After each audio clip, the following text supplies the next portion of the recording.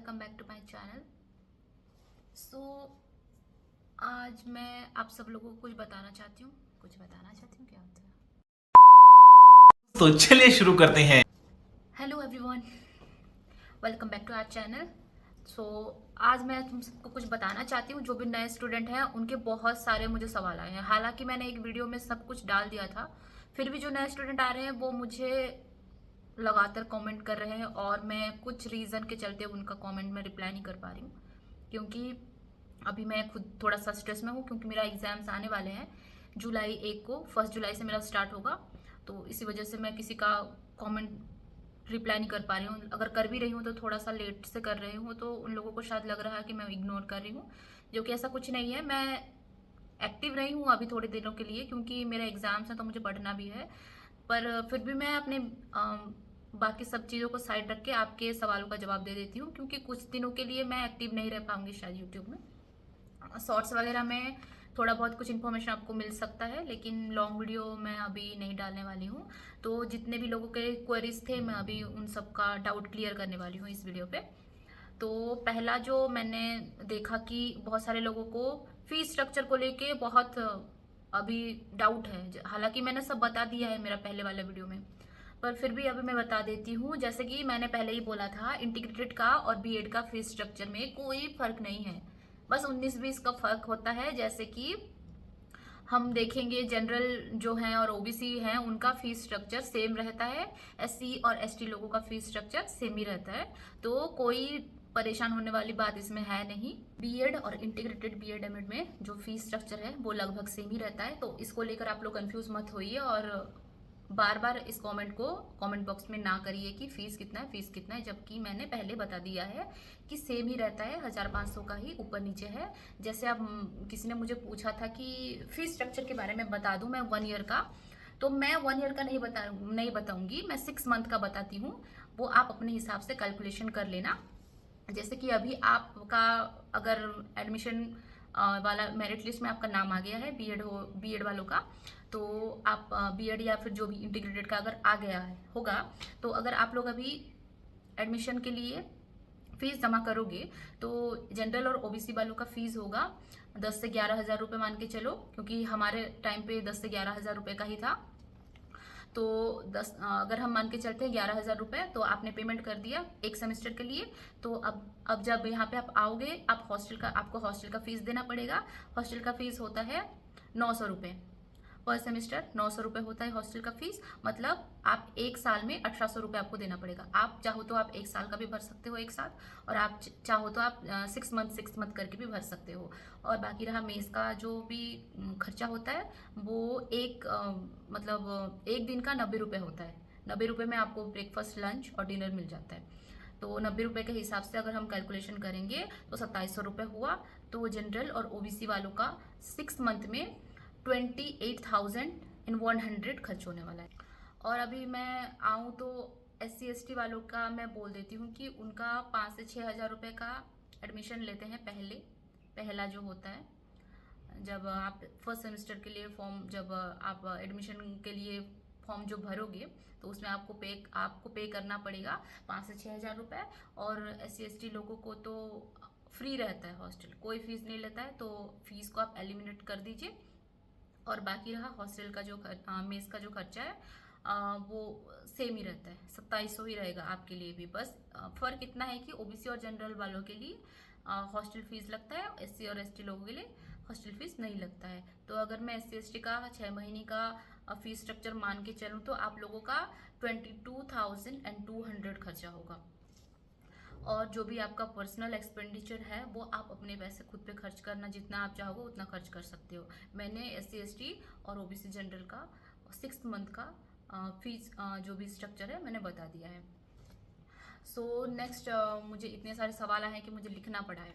तो नेक्स्ट, आपने मुझे पूछा था कि स्कॉलरशिप के बारे में। ठीक है, स्कॉलरशिप के बारे में मैं बताती हूँ, क्योंकि स्कॉलरशिप अभी हम लोग भी यहाँ पे नए हैं, हमारा अभी सेकेंड सेमेस्टर होने वाला है। तो सेकेंड सेमेस्टर जब खत्म होगा तो स्कॉलरशिप आना शुरू होगा। जो भी बच्चे इसके लिए एलिजिबल होंगे उनको स्कॉलरशिप मिलेगा, तो ही मैं जान पाऊंगी कि कितना मिलता है, क्या मिलता है, और मैं उसको लेके एक अलग वीडियो बनाऊंगी। अभी के लिए इस क्वेश्चन को हम स्किप करते हैं, लेकिन हाँ स्कॉलरशिप यहाँ पे मिलता है। नेक्स्ट है लैंग्वेज को लेके बहुत मुझे सवाल आया। हालांकि ये भी मैंने बताया था कि यहाँ पे हिंदी विश्वविद्यालय है तो हिंदी में ही पढ़ाई होती है। इंग्लिश में आप नहीं पढ़ सकते हो, इंग्लिश में आप नहीं लिख सकते हो। हाँ आप 20-30% इंग्लिश लिख सकते हो पेपर में, बट आपका जो भी मेन फोकस होगा वो हिंदी में ही होगा। तो सॉरी, जिसको अगर हिंदी नहीं आती है वो इस यूनिवर्सिटी में आने की ना सोचें, वरना आपको बहुत प्रॉब्लम हो सकता है बाद में। हाँ अगर आप हिंदी थोड़ा बहुत भी जानते हैं और थोड़ा सा आप अच्छे से प्रिपेयर होंगे तो आपको अच्छे से आ जाएगा। तो मैं ये नहीं बोल रही हूँ कि जिसको हिंदी नहीं आती है वो मत आओ, ऐसा नहीं है। मतलब जिसको बेसिक नॉलेज भी नहीं है हिंदी का तो वो यहाँ आके उसका कोई मतलब बेनिफिट नहीं होने वाला है। तो हाँ यहाँ पे ओनली हिंदी में ही पढ़ाई होगी, हिंदी में ही लिखाई होती है, हिंदी में एग्जाम सब हिंदी में ही होता है। तो नेक्स्ट टाइम ये सवाल आप मुझसे ना पूछें, क्योंकि ये हिंदी विश्वविद्यालय है तो हिंदी में ही होती है। ओके, सो नेक्स्ट सवाल ये था कि अगर हम यहाँ पे यूनिवर्सिटी में महात्मा गांधी अंतर्राष्ट्रीय हिंदी विश्वविद्यालय में हमने पेमेंट कर दिया है, मतलब मेरा मान के चलिए मेरा बीएड में हो गया है यहाँ पे, तो मैंने कोई और यूनिवर्सिटी में भी डाला था, जैसे झारखंड हो गया, जैसे कोरापुट यूनिवर्सिटी, जैसे सेंट्रल यूनिवर्सिटी ओडिशा हो गया, या फिर बाबा भीमराव अम्बेडकर यूनिवर्सिटी हो गया। बहुत सारे बच्चे बहुत सारी यूनिवर्सिटी में फॉर्म डाले हुए हैं। तो अगर आपका इस यूनिवर्सिटी में आ गया है और आपको इस यूनिवर्सिटी में नहीं पढ़ना है लेकिन आपने पेमेंट कर दिया है, तो अब आप क्या करेंगे? तो कुछ नहीं करना है, सिंपली आपका जो पोर्टल होगा जहाँ पे आपने रजिस्ट्रेशन किया होगा, आपका समर्थ पोर्टल, उधर जाके आप एडमिशन कैंसिल कर सकते हैं। कुछ दिनों में आपका जिस बैंक अकाउंट आपने, जो भी बैंक अकाउंट आपने फॉर्म भरते टाइम पे दिया था उसी अकाउंट में रिटर्न हो जाता है। So no worries for this, क्योंकि पेमेंट रिटर्न हो जाएगा तो आप नेक्स्ट आपका फर्दर जो भी यूनिवर्सिटी आप पढ़ना चाहते हो उस यूनिवर्सिटी में आप जा सकते हो। तो इसके लिए कोई प्रॉब्लम नहीं है कि फीस तो भर दिया अब क्या करें, ऐसा कुछ नहीं होता। आप कैंसिल करना चाहते हैं तो कैंसिल हो सकता है, और जिसका नाम नहीं आया है तो वो बच्चे को आपकी सीट मिल जाएगी अगर आप कैंसिल कर देते हैं तो। नेक्स्ट है पूछा था हॉस्टल के रूल्स एंड रेगुलेशन के। तो गर्ल्स हॉस्टल के कुछ ज़्यादा रूल रेगुलेशन नहीं है, बस इंडक्शन यूज़ नहीं कर सकते हो आप रूम में, छुपा के नहीं रख सकते हो इंडक्शन को, और after 10 PM not allowed hostel, you have to arrive before 10 PM। तो आपको आना ही पड़ेगा रात के 10 बजे से पहले, क्योंकि हॉस्टल बंद हो जाता है तो आपको हॉस्टल में आने के लिए अलाउ नहीं करेंगे।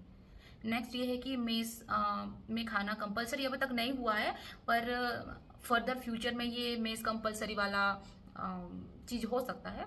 बस इतना ही है मेस हॉस्टल का रूल एंड रेगुलेशन, और कुछ नहीं, ज़्यादा रूल एंड रेगुलेशन नहीं है। बस इंडक्शन नहीं रखना है, रात के 10 बजे से पहले हॉस्टल में आ जाना है। That's all. आई होप मैंने आप सबका क्वेश्चन का जवाब दे दिया है, और मैं कुछ दिनों के लिए एक्टिव नहीं रह पाऊंगी। अगर मैं किसी का रिप्लाई नहीं दे पा रही हूँ तो इसका मतलब ये नहीं है कि मैं जानबूझ के कर रही हूँ या फिर इग्नोर कर रही हूँ, ऐसा कुछ नहीं है। मैं सबका मैसेज देखती हूँ, क्योंकि मेरा एग्ज़ाम भी आने वाले हैं तो मैं पढ़ाई भी थोड़ा सा करती हूँ, तो इसी वजह से मैं रिप्लाई थोड़ा सा लेट देती हूँ। लेकिन हाँ मैं रिप्लाई आपका ज़रूर दूंगी, थोड़ा सा लेट हो सकता है लेकिन मैं कोशिश करूँगी कि आप लोगों का जो भी कमेंट आपने किया है उसका मैं रिप्लाई कर सकूँ। बस दैट्स इट। और कुछ जानना है तो कमेंट करिए, मैं आपको बताऊंगी ज़रूर कि अगर मुझे पता होगा उस बारे में तो। और बाकी सारे डिपार्टमेंट जो भी है, यूनिवर्सिटी के बहुत सारे डिपार्टमेंट हैं यहाँ पे, तो जो भी मुझे पूछते हैं जैसे कि एमए का हो गए या फिर म्यूजिक डिपार्टमेंट हो गए, इन सब के बारे में मुझे उतना नॉलेज नहीं है। मैं एजुकेशन डिपार्टमेंट के हूँ तो मुझे ज़्यादातर एजुकेशन डिपार्टमेंट के बारे में ही पता होगा, तो इसी वजह से मैं उन लोगों का रिप्लाई नहीं करती हूँ। अगर आप लोग मुझे क्वेश्चन पूछते हैं तो मुझे नॉलेज जब होगा तो ही मैं आपको बता सकूँगी, क्योंकि एजुकेशन डिपार्टमेंट के बारे में मुझे जितना नॉलेज है मैं आप सब लोगों को बता सकती हूँ। अदर डिपार्टमेंट के बारे में मैं आप सब लोगों को उतना नहीं बता सकती हूँ। इसके लिए मुझे किसी वही डिपार्टमेंट जो म्यूजिक डिपार्टमेंट हो गया और साहित्य डिपार्टमेंट हो गया, इन सब के स्टूडेंट से बात करनी पड़ेगी, तभी जाके मैं आपको करेक्ट इन्फॉर्मेशन दे पाऊंगी। मैं हवे में ऐसे बात कर दूंगी, फिर आप आके उल्टा हो गया तो आप आके मुझे कॉमेंट में बोलोगे कि आपने तो ये बताया था, ये बताया था। तो मैं ये नहीं चाहती हूँ, इसी वजह से मैं नहीं बताती हूँ इसके बारे में। और जितने भी लोगों का मेरिट लिस्ट, पहले मेरिट लिस्ट आया है उन लोगों को कॉन्ग्रेचुलेशन, और नेक्स्ट मेरिट लिस्ट कुछ दिनों में आने वाला है, आप चिंता मत करिए, आपका नाम ज़रूर आ जाएगा। मेरी तरफ से आप लोगों को एडवांस कॉन्ग्रेचुलेशन। एंड जितने भी एमए वालों का नहीं आया है, कुछ कुछ एमए के सब्जेक्ट के नहीं आए हैं, तो वो भी बहुत जल्दी आने वाले हैं, तो चिंता ना करें। ठीक है, take care, bye bye. And अगर वीडियो अच्छा लगा तो वीडियो को लाइक करिए और मेरा चैनल सब्सक्राइब कर दीजिए। Thank you.